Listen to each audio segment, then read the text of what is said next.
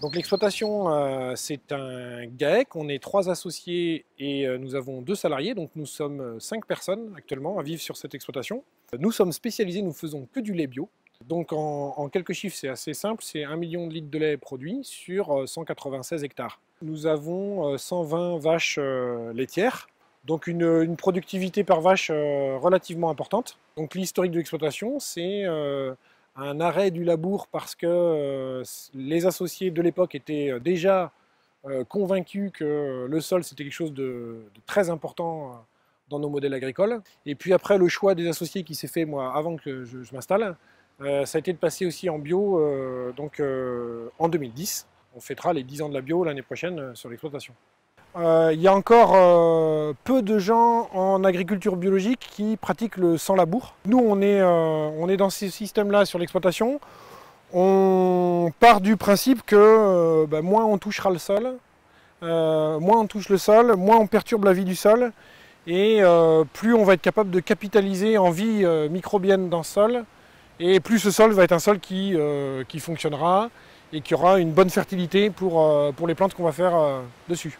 Ça fait déjà presque 20 ans qu'il n'y a plus de charrues sur l'exploitation. Et j'ai envie de dire, d'année en année, on expérimente un peu des choses nouvelles pour de moins en moins venir gratter le sol. Retourner les horizons, c'est un peu un non-sens puisque le sol il est fait pour digérer de la matière organique par le dessus et non pas pour remettre de la matière organique dans le fond d'une raie de charrue. On sait aussi maintenant que dans ce capital sol, il y a des légumineuses qui peuvent récupérer de l'azote de l'air et le fixer dans le sol. On sait qu'il y a des bactéries qui travaillent en superficie, des azotobactères qui elles aussi peuvent fixer de l'azote de l'air et le restituer au sol. Donc tout ça, et notamment quand on est en agriculture biologique et que l'azote c'est un peu la clé de voûte, on a tout intérêt à laisser la vie fonctionner et faire ce travail pour nous.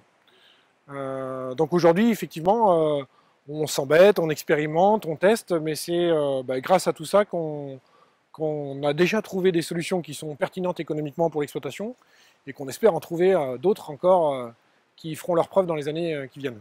Donc là, on est sur une parcelle qui correspond en fait à un paddock de pâturage des vaches. Typiquement, le sol sur lequel je suis en train de marcher, c'est un sol qui était en prairie déjà depuis 6-7 ans, donc il n'a pas vu d'outils passer dessus. Pour semer cette févrole, on est venu l'implanter en semi-direct, donc on n'a pas non plus perturbé le sol. Et le pari qu'on veut relever là sur l'implantation du maïs, c'est aussi de semer le maïs sans venir passer des outils à dents pour perturber le sol. Donc de ce point de vue-là, c'est une pratique qui est innovante, surtout en agriculture biologique, puisqu'on n'a pas non plus de chimie pour venir calmer une végétation, etc., comme ça peut se pratiquer en semi-direct en conventionnel. J'ai la sensation aujourd'hui que, en étant en agriculture biologique et en étant en veille sur ces thématiques de préservation du sol, donc de piégeage de carbone aussi dans le sol, tout en restant productif à l'hectare, en termes de denrées alimentaires produites, j'ai l'impression de piocher plutôt dans le sens de l'histoire.